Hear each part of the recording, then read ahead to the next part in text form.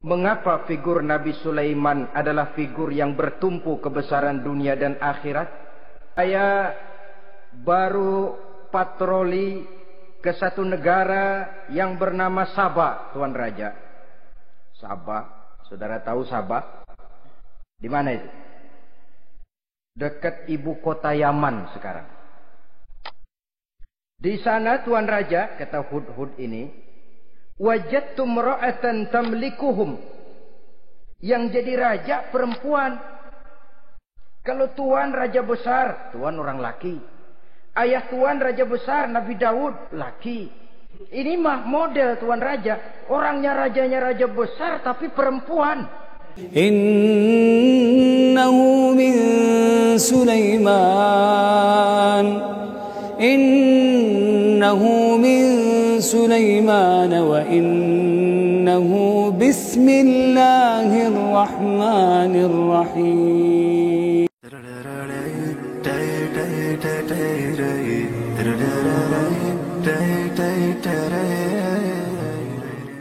Kita akan membicarakan riwayat tentang Nabi Sulaiman alaihi salam dan Ratu Balqis. Nabi Sulaiman adalah putra dari Nabi Daud alaihi salam. Yang Nabi Daud ini merupakan keturunan yang ke-12 dari Nabi Yakub. Pada diri Nabi Sulaiman bertemu kebesaran dunia dan kebesaran akhirat. Ya, beliau seorang raja. Ya, beliau seorang rasul. Ya, beliau seorang pemimpin agama. Ya, juga beliau adalah seorang pemimpin negara. Alangkah idealnya memang jikalau ulama menjadi umaro, atau jikalau umaro adalah seorang ulama. Dengan posisinya sebagai ulama, maka nilai kepemimpinannya terpelihara dari segala macam bentuk penyelewengan. Dan dengan kedudukannya sebagai umaro, dia akan lebih efektif memberikan komando kepada rakyatnya untuk hidup melaksanakan perintah-perintah Allah.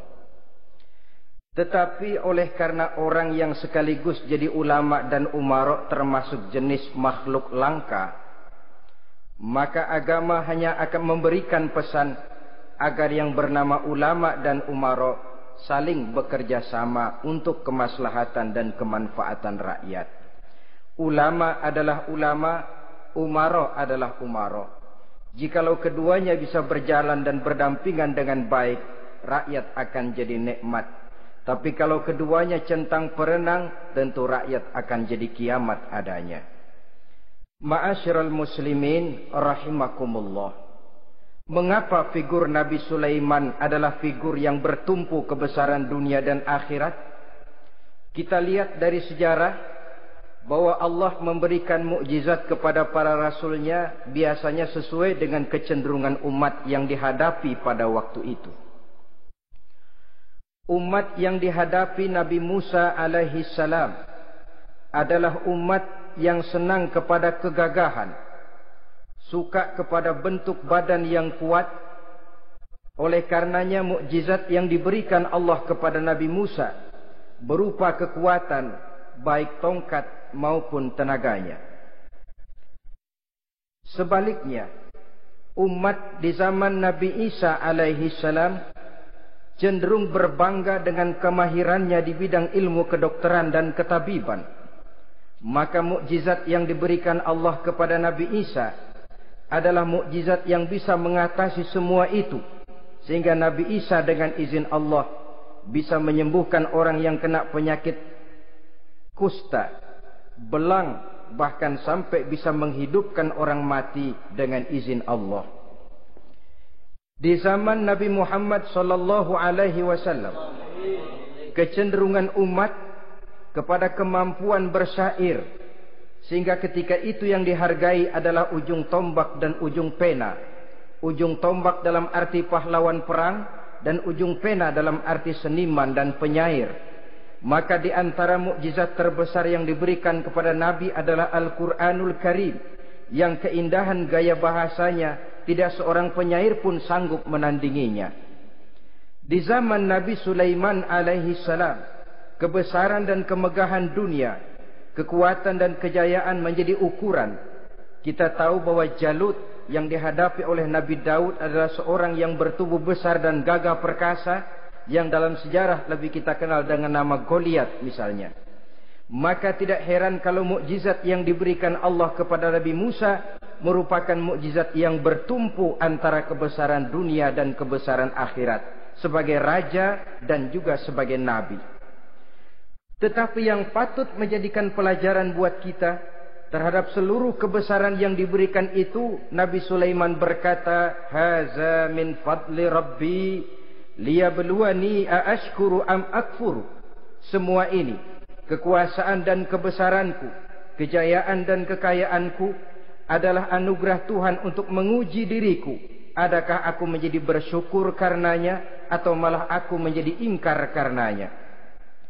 Alangkah baiknya jikalau ucapan Nabi Sulaiman ini kita bisa resapi dan kita bisa terapkan dalam kehidupan ini. Seorang pedagang yang berhasil berkatalah seperti perkataan Nabi Sulaiman. Seorang pejabat dengan kedudukan tinggi berkatalah seperti perkataannya Nabi Sulaiman. Seorang ulama dengan posisi sebagai pemimpin yang non formal berkatalah seperti perkataan Nabi Sulaiman. Seluruhnya berkata, "Haza min fadli Rabbi." Seluruhnya ini adalah karunia Allah untuk menguji diriku, adakah aku bersyukur atau aku menjadi ingkar karenanya.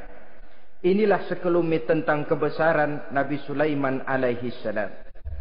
Pada usia 13 tahun, beliau sudah mewarisi kerajaan ayahnya Nabi Daud dengan meninggalnya Nabi Daud alaihi salam. Dan sejak itu keistimewaan Nabi Sulaiman alaihi salam sudah nampak dalam kehidupan. Beberapa keistimewaan bisa kita catat dari pribadi Nabi Sulaiman ini.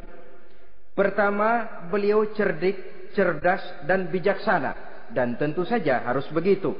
Kalau Rasul goblok, mana ada umat yang mau ikut.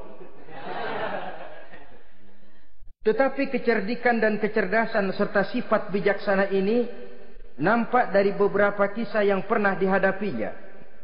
Pertama, di saat beliau berumur 11 tahun, ketika itu yang menjadi raja adalah ayahnya Nabi Daud, datang mengadu seorang petani bahwa sawah ladangnya, tanaman-tanaman yang ditanamnya habis dimakan oleh binatang ternak dari tetangga di sebelahnya. Maka ia mengajukan usul agar binatang ternak yang memakan tanam-tanamannya itu diberikan saja kepadanya. Nabi Daud meluluskan permintaan petani ini, tapi Nabi Sulaiman berkata, "Ayah, maafkan saya. Kalau boleh saya mengajukan usul, jangan seluruh binatang ternak gembala itu diberikan kepada petani. Akan lebih baik kalau binatang ternak yang memakan tanam-tanamannya itu diberikan kepada si petani selama 1 tahun. Apabila ia berkembang biak, beranak, hasil susunya seluruhnya selama 1 tahun itu boleh dimanfaatkan oleh petani tadi. Dengan demikian saya rasakan ini merupakan satu yang lebih adil ketimbang yang tadi itu." Keputusan Nabi Sulaiman ini diterima baik oleh ayahnya, oleh si petani, dan oleh si gembala tadi. Pada usia 11 tahun, ia sudah menunjukkan kecerdikan, kecerdasan, dan sifat yang bijaksana. Contoh yang kedua, ada 2 orang ibu yang pada saat akan bekerja di ladang, masing-masing meletakkan bayinya di satu tempat. Lalu keduanya pun asyik pergi bekerja. Sedang kedua ibu itu bekerja dengan asyiknya, datanglah seekor serigala menerkam salah seorang anak bayi tadi. Dan kemudian dibawanya. Tinggallah anak bayi seorang. Ketika kedua ibu tadi kembali ke tempat dia meletakkan anaknya, maka keduanya lalu berebut anak yang satu itu. Jadi kasus berebut bayi rupanya memang sudah ada dari dulunya. Yang satu berkata itu anaknya, yang lain mengaku itu pun juga anaknya. Akhirnya keduanya mengadu kepada Nabi Sulaiman. Masing-masing ngotot, tidak ada yang mau mengalah. Akhirnya kata Nabi Sulaiman, "Kalau kamu berdua tidak ada yang mau mengalah, sudahlah begini saja. berikan bayi itu kepada saya, akan saya belah dua supaya adil, masing-masing kamu bawa sarang sepotong. Ibu yang seorang berbinar matanya, kelihatannya gembira dengan keputusan itu. Saya setuju Nabi Sulaiman, ini keputusan yang sangat adil. Betul, belah dua saja bayi itu. Tapi ibu yang seorang malah berurai air matanya, membasahi pipinya. Ya Sulaiman, daripada Tuhan belah dua anak itu, biarlah berikan saja kepada ibu yang mengaku tadi itu. Tidak sampai hati saya melihat anak yang begini ini harus menjadi korban. Biarlah dia diasuh oleh ibu yang mengakuinya tadi, asal dia tetap hidup. Nabi Sulaiman tersenyum, lalu berkata kepada ibu yang berurai air mata tadi, ambillah anak ini bu, karena ia memang benar anak ibu. Sebab sekejam-kejamnya hati seorang ibu tidak akan sampai melihat anaknya dibelah dua. Adapun engkau ibu yang gembira, engkau sesungguhnya ibu yang kurang ajar. Cuma sekedar ngaku-ngaku, buktinya anak mau dibelah dua kamu setuju. Ibu macam apa kamu anak dibelah dua setuju? Akhirnya ibu yang satu itu menerima hukuman yang setimpal karena mengakui sesuatu yang bukan haknya. Di sini kita lihat kebijaksanaan yang dimiliki oleh Nabi Sulaiman alaihi salam.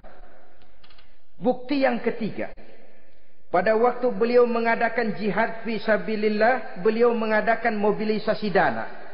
Tidak cuma manusia, binatang seluruhnya ikut memberikan sumbangan. Ketika datang gajah, gajah nyumbang kerbau. Datang kerbau, kerbau nyumbang kambing. Datang kambing, kambing nyumbang ayam. Datang ayam nyumbang burung. Datang burung nyumbang balang. Datang balang nyumbang semut. Gajah yang nyumbang kerbau ngelihat balang nyumbang semut ketawa. Hei semut, balang, Nabi Sulaiman kamu berikan semut untuk apa kayak gitu kecilnya? Lihatin dong saya nyumbang kebo, kata gajah. Nabi Sulaiman tersenyum seraya bersabda, al-hadiyatu biqadril muhdi. Pemberian itu memang sesuai dengan kemampuan orang yang memberi. Kalau gajah nyumbang kerbau itu wajar saja. Gajah besar sumbangannya pun besar. Sebaliknya kalau balang nyumbang semut itu juga memang pantas. Balang kecil sumbangannya pun kecil. Yang tidak wajar kalau ada balang mau nyumbang kerbau, ada gajah nyumbang semut. Di sini kelihatan watak yang bijaksana dari Nabi Sulaiman alaihi salam. Ini merupakan ciri keistimewaannya. Setiap rasul dibekali dengan sifat ini yang namanya sifat fatonah. Cerdik, cerdas, dan bijaksana. Yang ini memang merupakan mukjizat. Kecerdasan seorang rasul tidak merupakan hasil sekolahan, tapi merupakan bimbingan wahyu semata-mata, dan ini yang tidak bisa ditandingi oleh manusia. Jadi jangan lalu ngambil dalih rasul aja nggak sekolah pinter, lalu ikut nggak sekolah ya goblok terus. Itu khususiat kok. Sifat yang namanya fatona itu merupakan bimbingan daripada wahyu. Adapun manusia, jikalau dia mau cerdik, jikalau dia mau cerdas, jikalau dia mau bijaksana, dia harus belajar.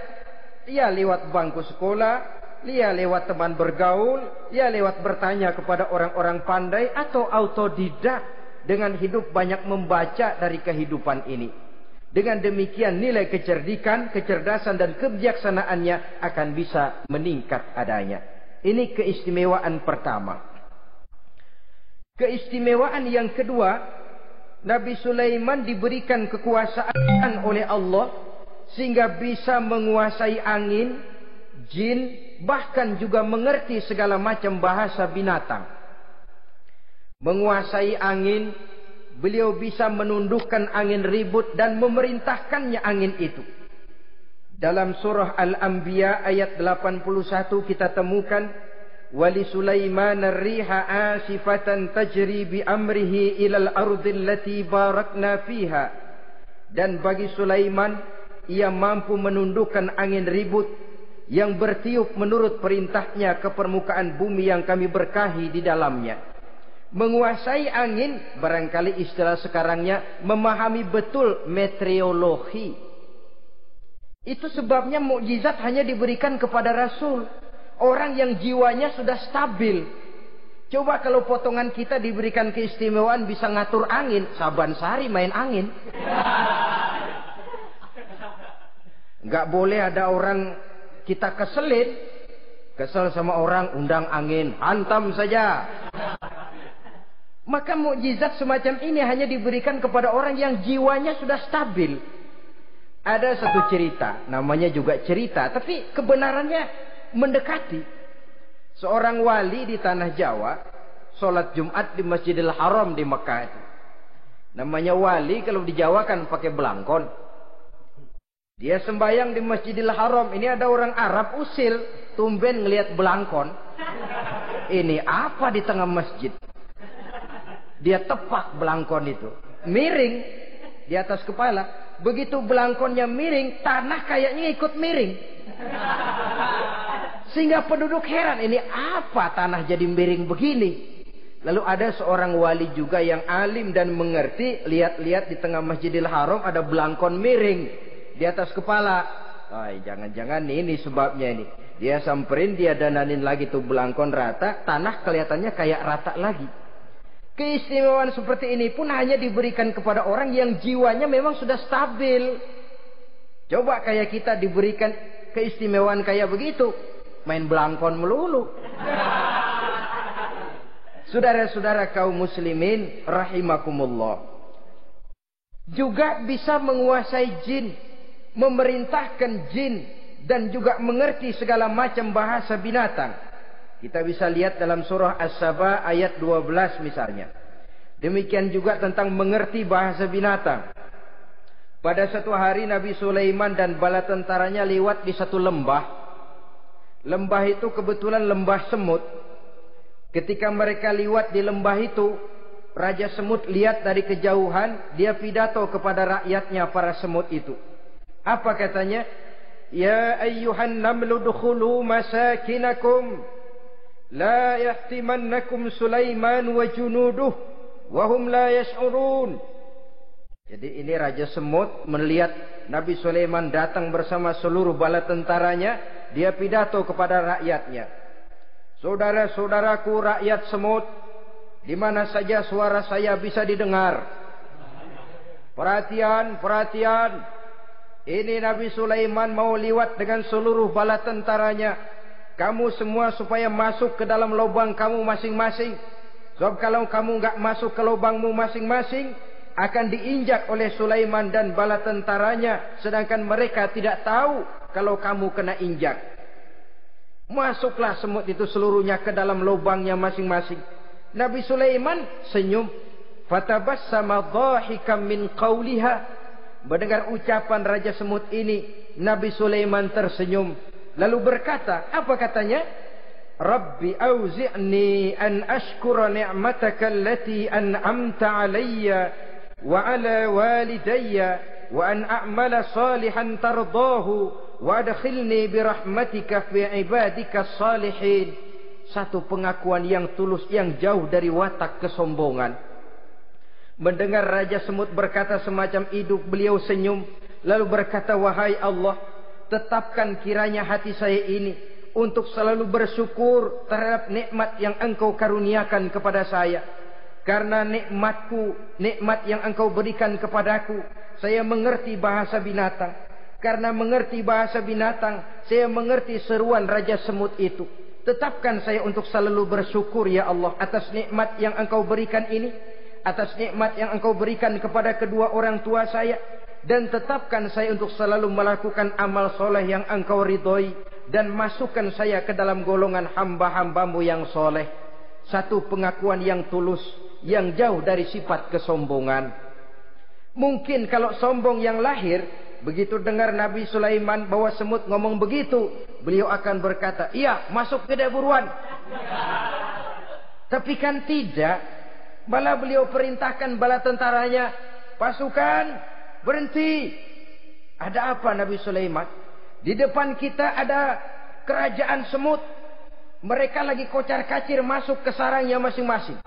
Tunggu sampai mereka masuk dan kita bisa lewat dengan aman tanpa harus menginjak-injak mereka. Bala tentaranya di stop dan berhenti. ternyata kebesarannya tidak menyebabkan ia lalu memandang remeh sampai kepada makhluk yang bernama semut sekalipun, masih tetap dihargainya sebagai makhluk dari Allah Subhanahu wa taala. Sesuatu yang perlu menjadi contoh kita semua.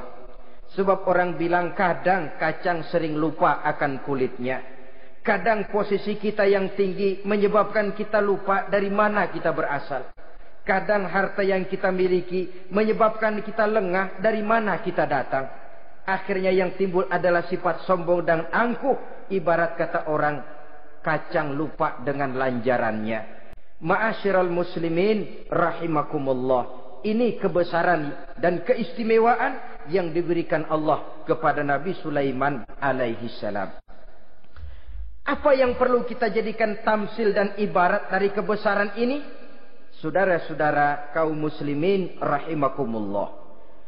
Keadilan sebagai umara yang berpadu dengan kebijaksanaan sebagai ulama.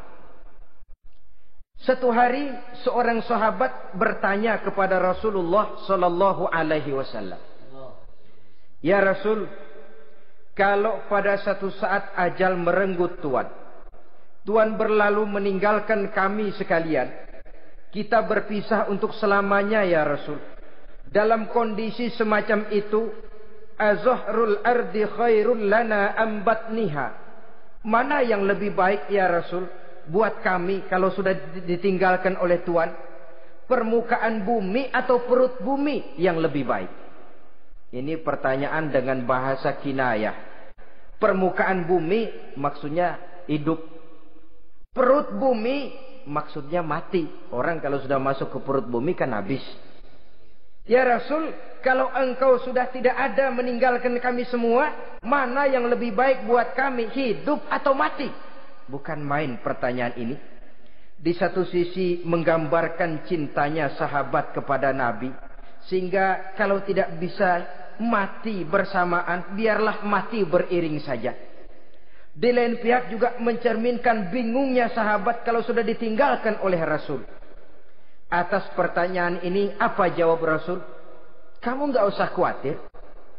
Walaupun aku sudah tidak ada, kembali ke hadratullah azza wa jalla, meninggalkan kamu semua, kamu tidak usah bingung. Dengan syarat, idza kana umaraukum khiyarukum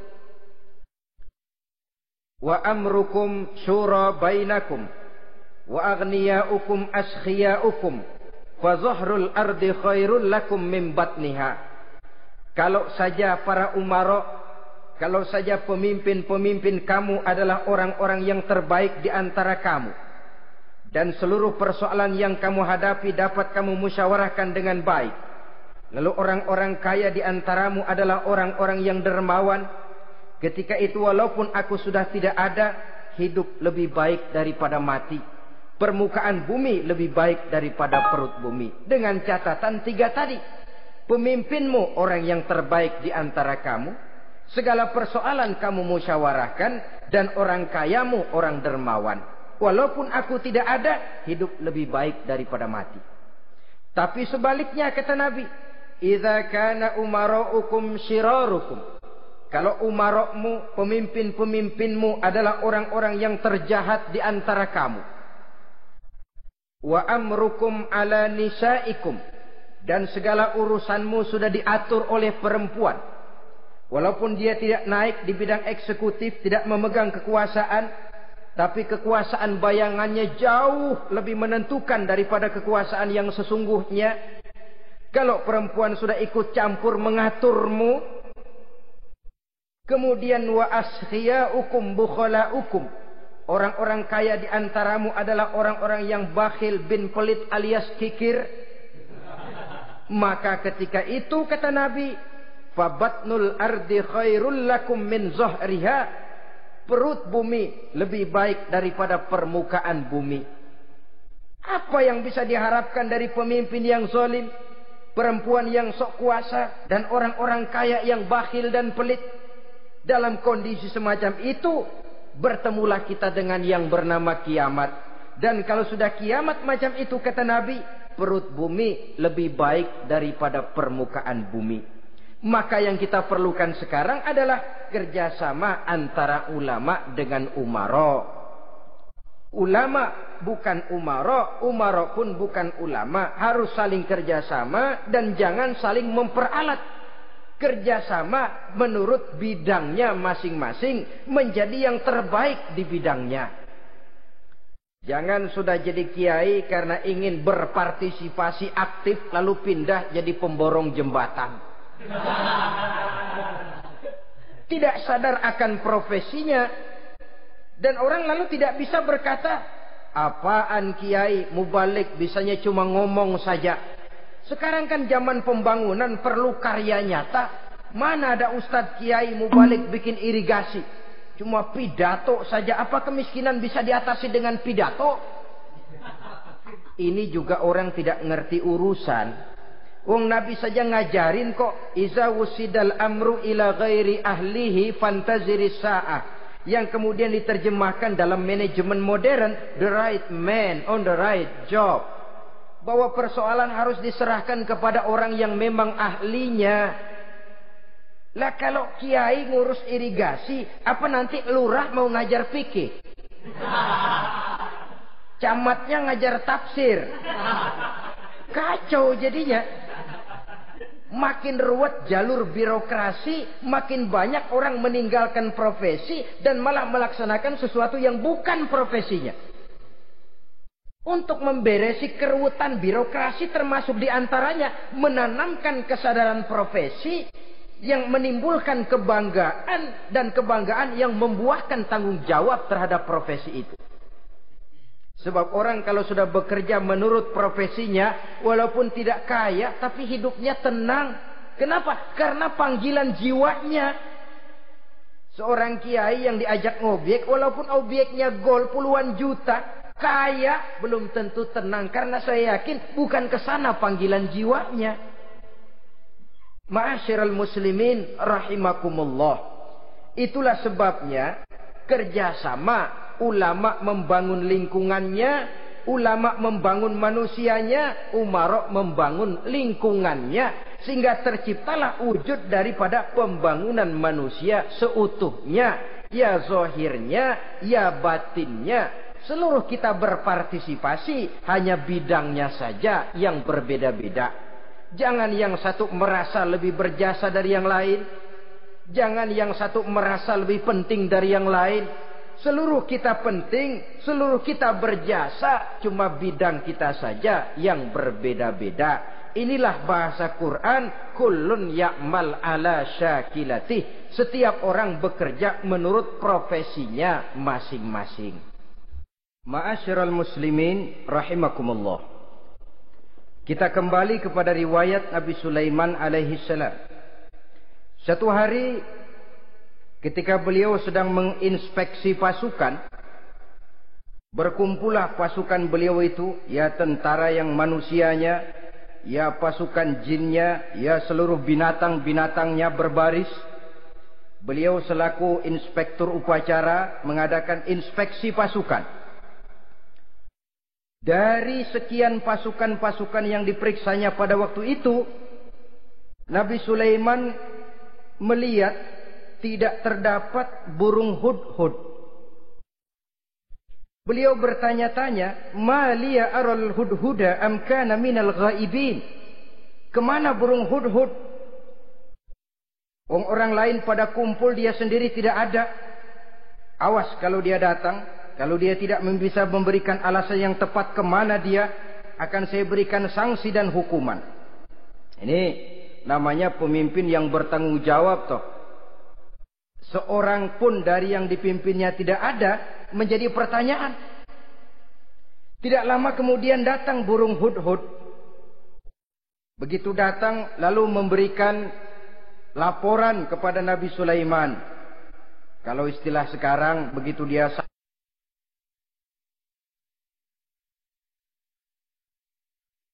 sampai berdiri hormat, lapor, kata hudhud ini.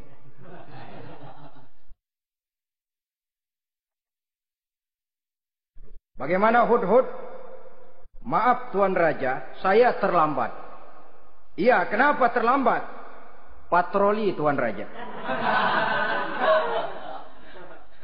Kemana saja kamu patroli? Keliling. Lalu apa hasilnya? Inni wajadtu imra'atan tamlikuhum wa utiyat min kulli syai'in wa laha 'arsyun 'azim. Saya baru patroli ke satu negara yang bernama Sabah, Tuan Raja. Sabah, saudara tahu Sabah? Di mana itu? Dekat ibu kota Yaman sekarang. Di sana Tuan Raja, kata Hudhud ini, wajadtu imra'atan tamlikuhum. Yang jadi raja perempuan. Kalau Tuan raja besar, Tuan orang laki. Ayah Tuan raja besar, Nabi Daud, laki. Ini mah model Tuan Raja. Orangnya rajanya raja besar tapi perempuan. Tumben saya ngelihat ada raja perempuan. Kerajaannya begitu besar. Begitu. Iya. Lalu dia jadi raja bagaimana? Ya mewarisi kerajaan ayahnya Sri Baginda Raja Syarahil. Ketika ayahnya wafat dia naik. Walaha arsyun azim. Singgasananya besar, bagus, antik Tuan Raja. Terus bagaimana lagi? Wajadtuha wa qaumaha yasjuduna lisyamsi min dunillah. Yang jadi pikiran saya Tuan Raja, dengan kekuasaan yang besar, mereka itu seluruhnya, seluruh bala tentaranya dan kaumnya yasjuduna lisyamsi. Mereka menyembah matahari, bukan menyembah Allah. Mendengar ini Nabi Sulaiman tergerak hatinya. Waktu mendengar rajanya perempuan, kekuasaannya besar, belum tergerak. Tapi ketika sampai kepada yasjuduna lisyamsi, mereka sujud kepada matahari, di situ pribadi seorang rasulnya tergerak. Siapa nama ratu itu? Namanya Ratu Balkis Tuan Raja. Begini Hudhud, laporan kamu saya terima. Alasan kamu datang terlambat bisa dipertanggungjawabkan. Kamu tidak kena hukuman. Cuma begini saja Hudhud, karena kamu yang laporan, kamu yang tahu lokasi negaranya, kamu yang harus melaksanakan tugas ini. Apa Tuan Raja? Idhab bi kitabi hadza fa'alqih ilaihim. Kamu berangkat lagi ke negeri Sabah, bawa surat saya, berikan kepada mereka.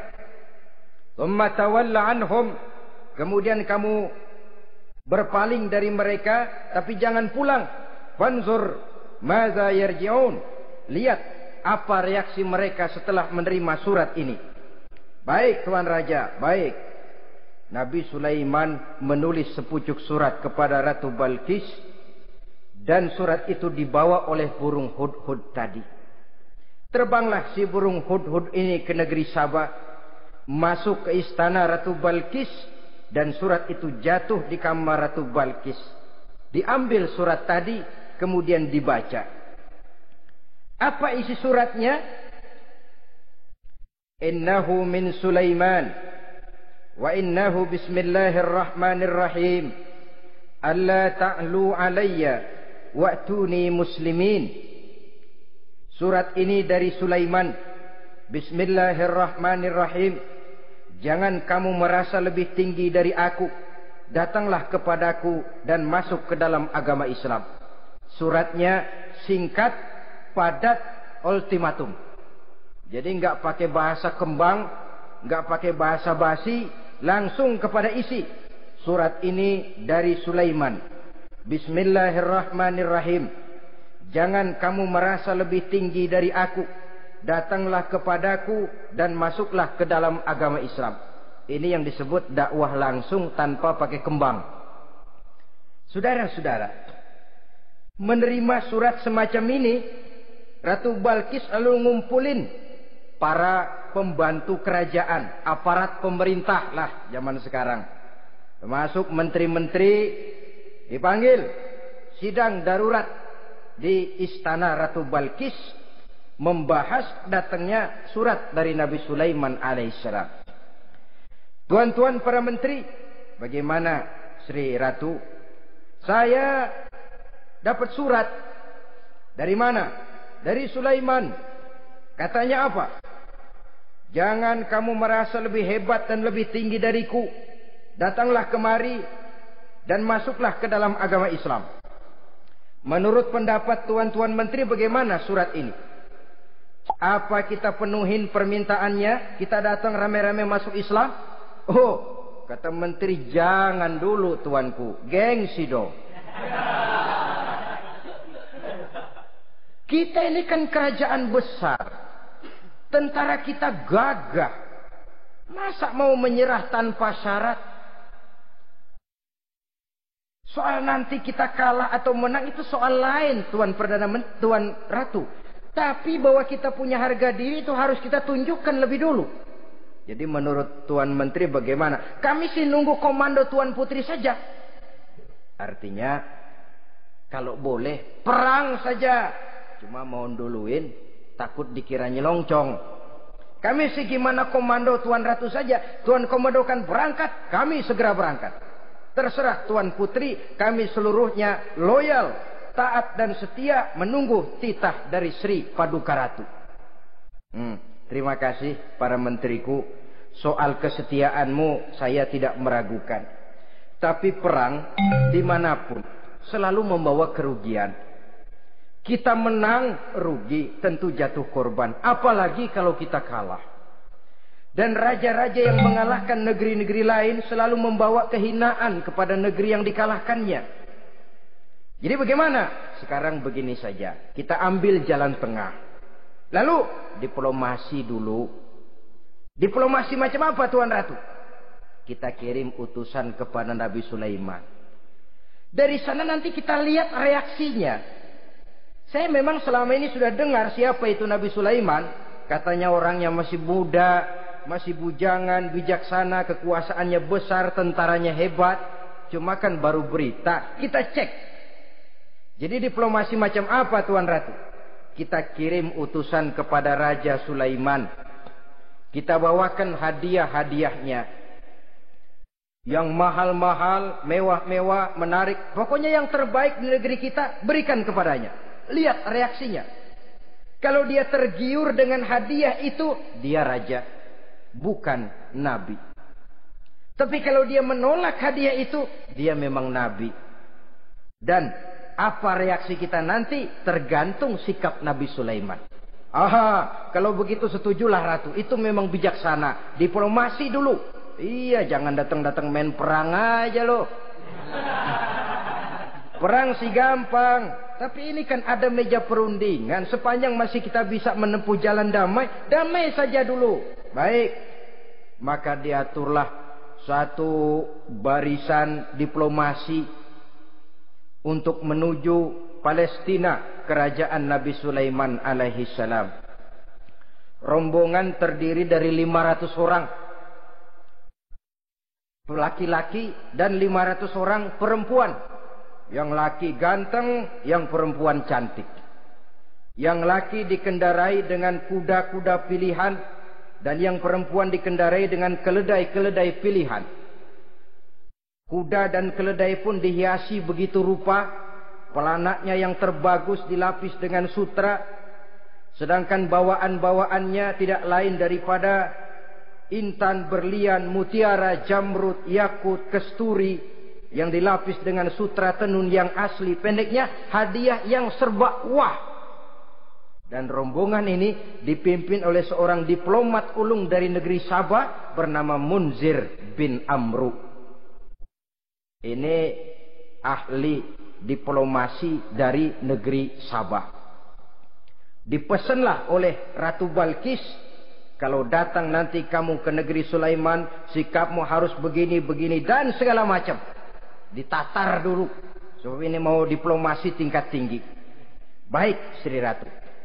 Nah, sudah mendengar perundingan ini, burung hudhud pulang ke negeri Nabi Sulaiman. Apel lagi, lapor Tuan Raja. Bagaimana hudhud? Sikapnya mereka akan mengutus utusan dengan membawa berbagai macam hadiah untuk datang ke negeri kita. Baik, Nabi Sulaiman kumpulkan tentaranya, terutama para jin. Hei tentaraku, khususnya kalian para jin, akan datang rombongan tamu besar ke negeri kita.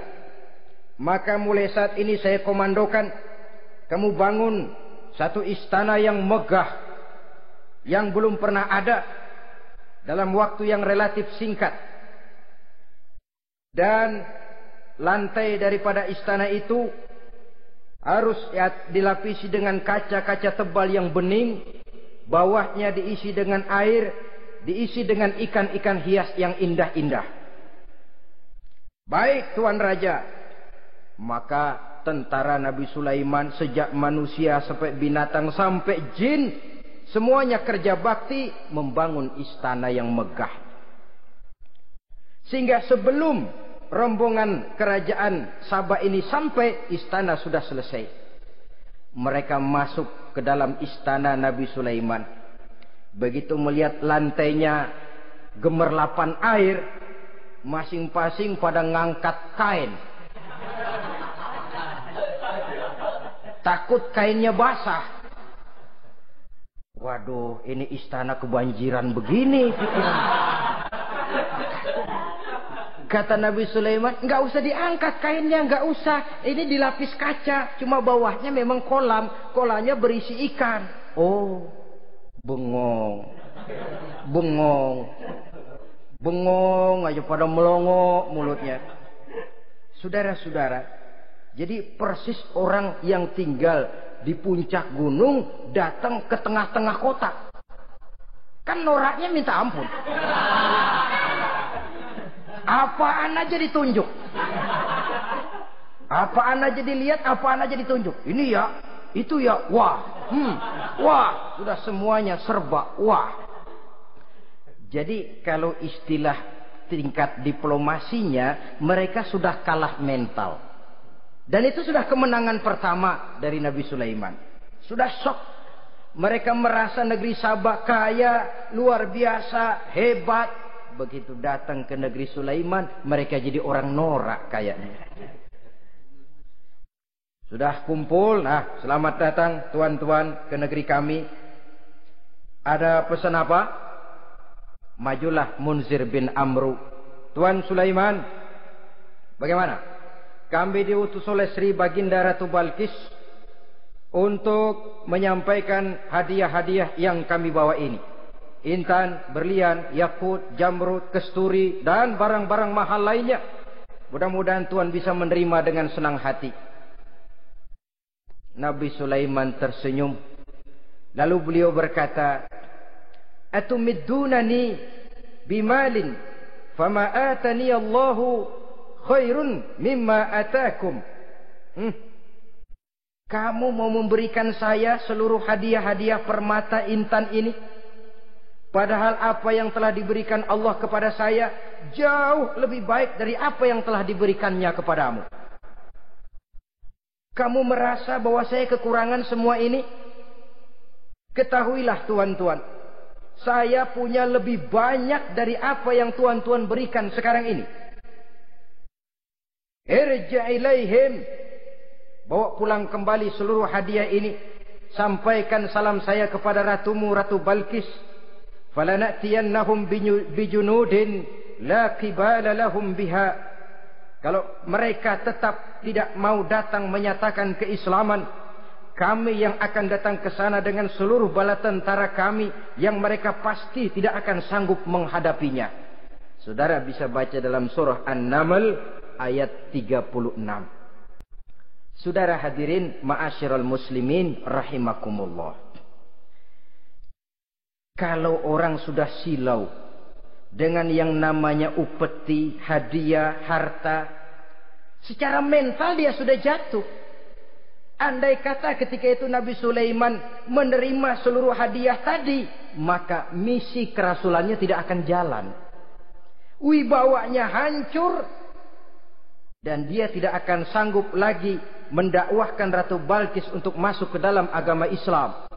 Dia akan jadi cemoohan di negeri Sabah. Sulaiman ngomong aja dikasih hadiah telap.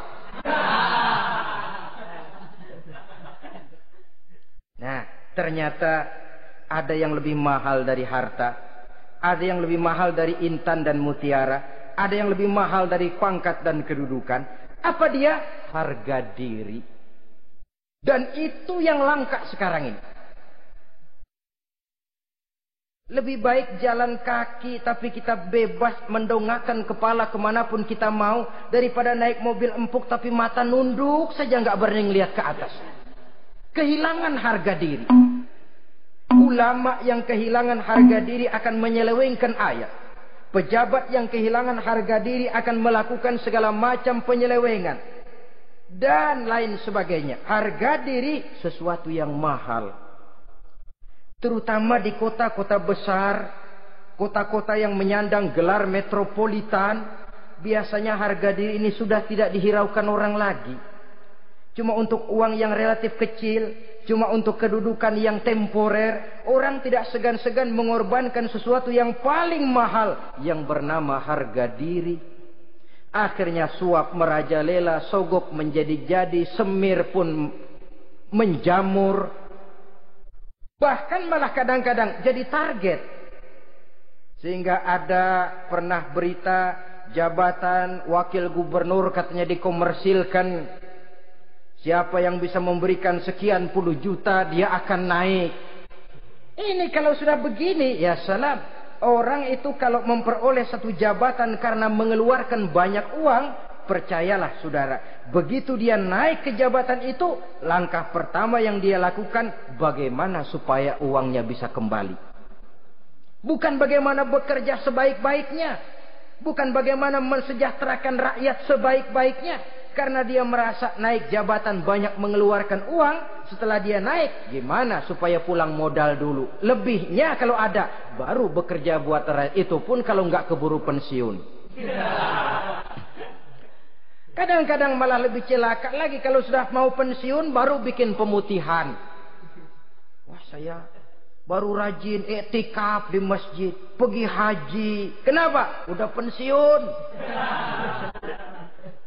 Tapi waktu masih aktif, tanda tangan masih laku, nota masih dihargai, kata belece masih berwibawa, lupa berbuat untuk hari depan dirinya sendiri, yaitu akhiratnya. Konon lagi untuk umat dan agamanya. Jadi untuk mengabdi, berbuat baik kepada umat, berkhidmat kepada agama, iktikaf di masjid, tuan-tuan, tak usahlah nunggu sampai pensiun. Manfaatkan posisi yang tuan-tuan punya sekarang ini untuk beribadah dengan sebaik-baiknya.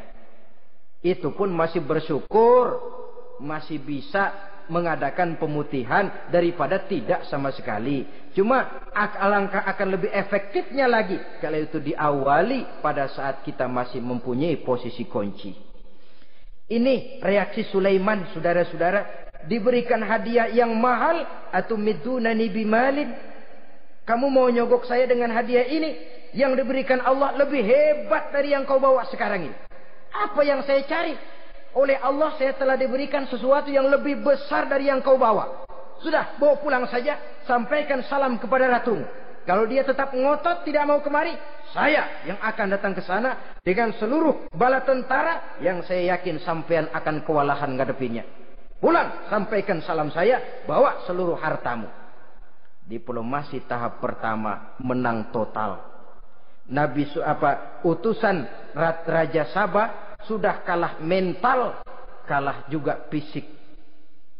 Pulanglah mereka dengan membawa kembali seluruh hadiah yang mereka ingin sampaikan tadi. Bisa dibayangkan mentalnya itu, ya. Sama juga kita sudah punya niat ingin menyogok seseorang, tahu-tahu yang mau disogok nggak nerima. Pulang kayaknya muka kan belipet. Sulit ketemu orang. Jadi perasaan kita orang pada ngetawain aja. Padahal orang mah nggak tahu persoalannya. Itu sikap mental sendiri itu. Jadi memang saudara-saudara ini berkaitan. Walaupun yang mau nyogok banyak, kalau yang disogok nggak mau, nggak jadi. Walaupun ada yang minta disogok, kalau yang mau nyogok nggak ada, juga nggak nyetel. Lah ini nyetel, yang mau nyogok banyak, yang disogok pun ada. Jadilah perbuatan itu. Ma'asyiral muslimin rahimakumullah. Sampai mereka di kerajaan Sabah, mereka ceritakan itu. Ratu Balkis bengong. Ternyata yang saya dengar selama ini memang benar rupanya. Sulaiman bukan cuma raja, tapi juga rasul. Bukan cuma pemimpin negara, tapi juga pemimpin agama. Lalu bagaimana, Sri Ratu? Biar saya pikir-pikir dulu. Pikir. Bagaimana ya? Sudahlah, begini saja. Kita sekarang berangkat ke negeri Nabi Sulaiman. Saya yang akan langsung memimpin rombongan. Ada 2 tujuan Ratu Balkis sebenarnya. Tujuan pertama ingin melihat dengan mata kepala sendiri kebesaran Sulaiman yang selama ini dia cuma dengar beritanya saja. Yang kedua, ada udang di balik batu. Kalau setelah Nabi Sulaiman nanti melihat kecantikan Ratu Balkis ini, dia bisa fly. Nah, istilah anak sekarang, dia bisa fly. Nah, siapa tahu kan karena kecantikannya Nabi Sulaiman lalu jatuh hati dan Dewi Amor pun bicara. Nanti bila mata bertemu mata, bibir ikut senyum, hati berdetak. Maka terjadilah magnet-magnet saling bersentuhan, percintaan tingkat tinggi. Kan lumayan dapat suami, dapat pacar seorang raja besar. Jadi dengan harapan ini berangkatlah Ratu Balkis ke negeri Nabi Sulaiman. Hud lapor lagi. Lapor. Bagaimana Hud? Ini Ratu Balkis yang mimpin sekarang. Baik, kita siap-siap. Begini saja, kata Nabi Sulaiman. Siapa yang bisa bawa singgasana Ratu Balkis ke sini? Jin Ifrit tampil. Saya. Berapa lama kamu perlukan untuk membawa singgasana Ratu Balkis kemari?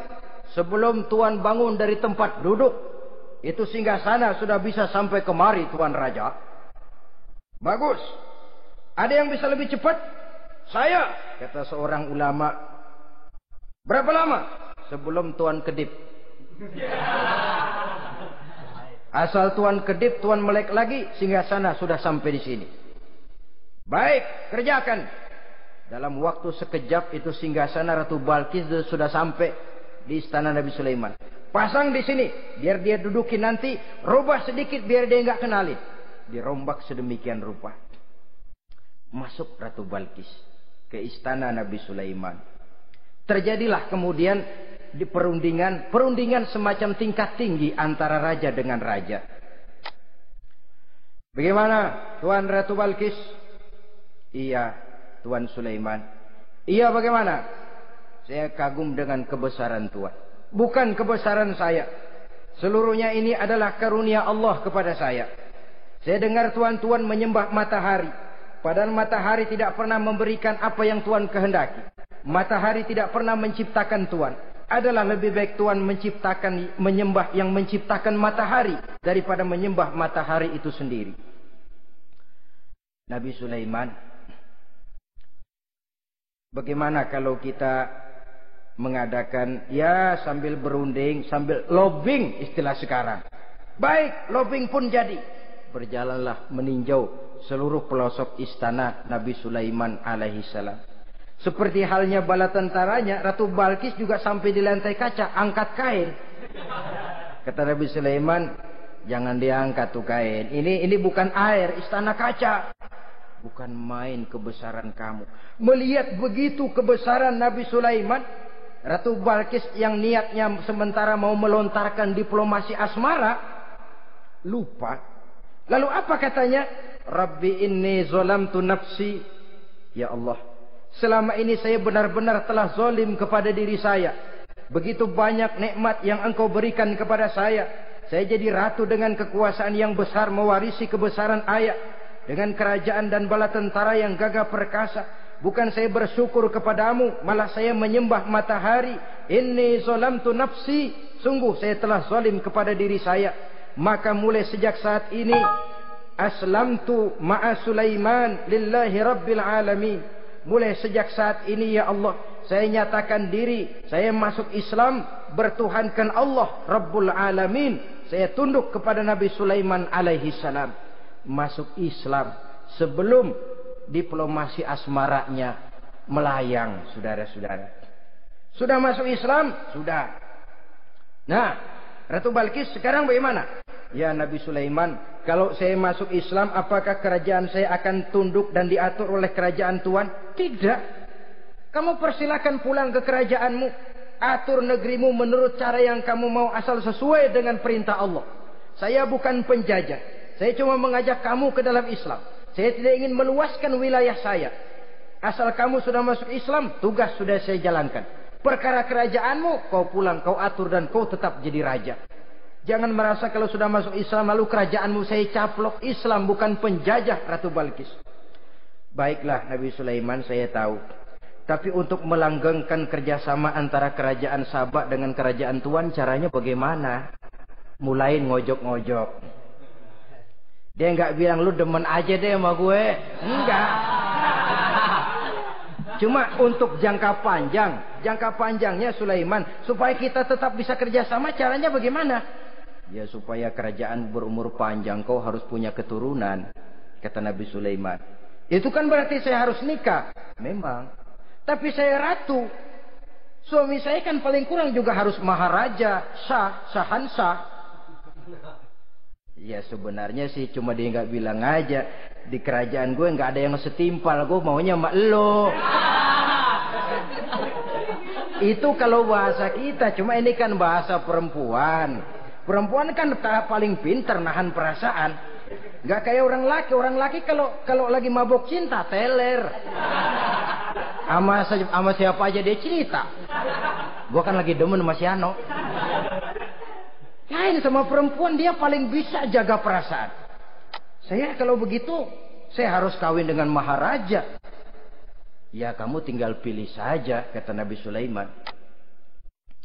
Nabi Sulaiman, ini Perdana Menteri udah pada mesem-mesem, udah paham ke arah mana maksudnya. Bagaimana kalau kita kukuhkan saja dua kerajaan ini, Nabi Sulaiman? Saya pun setuju kalau itu kamu punya mau. Wah ini Perdana Menteri takbir semua.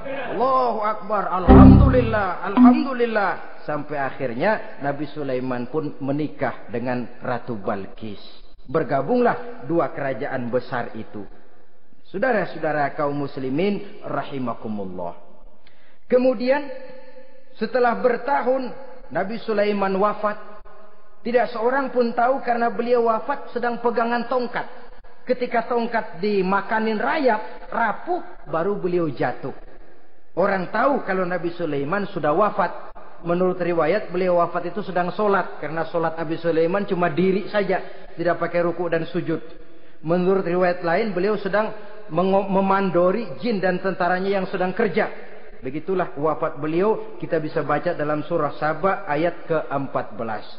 Setelah beliau wafat, Palestina diserbu oleh Raja Bukhtanasor atau Raja Nebukadnezar. Seluruh kebesaran Sulaiman di bumi hanguskan, istananya dihancurkan, intan permata dan kekayaan beliau dirampok, dan tinggallah kebesaran Sulaiman cuma legenda saja yang kita kenal dengan istilah Haikal Sulaiman. Legenda, riwayat-riwayat yang sampai sekarang ini masih bisa kita telusuri kebenarannya.